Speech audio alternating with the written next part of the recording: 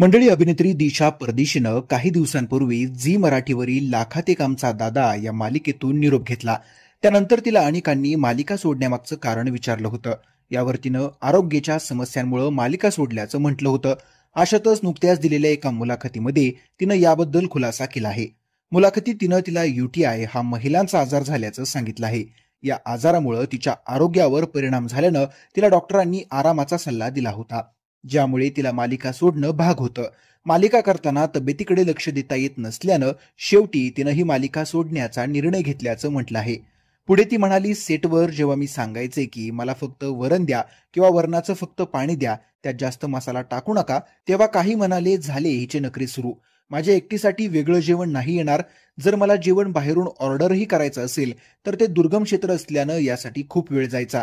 मालिकेचं शूटही खूप हेक्टिक असल्यानं आम्हाला स्वतःची काळजी घेण्यासाठी पुरेसा वेळ मिळत नाही. त्यामुळे सगळंच बदललं आणि त्यामुळे मी आजारी पडले. मला UTI हा आजार कॉमन वॉशरूम वापरल्यामुळे झाला होता. तिथे स्वच्छता फक्त नावालाच होती.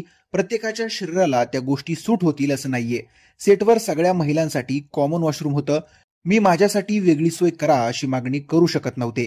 स्वच्छतेच्या बाबतीत काळजी घेतली नाही तर महिलांना UTI या आजाराचा सामना करावा लागतो. या आजाराबद्दल अनेक महिलांना आजही माहिती नाहीये. सुरुवातीला अनेक जणी दुर्लक्ष करतात, पण नंतर हा आजार आणखीन वाढू शकतो.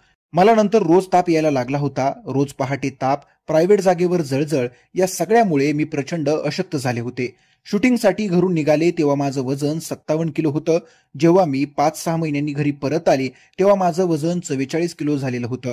आता दिशा परदेशीची तब्येत बरी असून तिने आता नवीन प्रोजेक्ट्समध्ये काम करायला देखील सुरुवात केली आहे.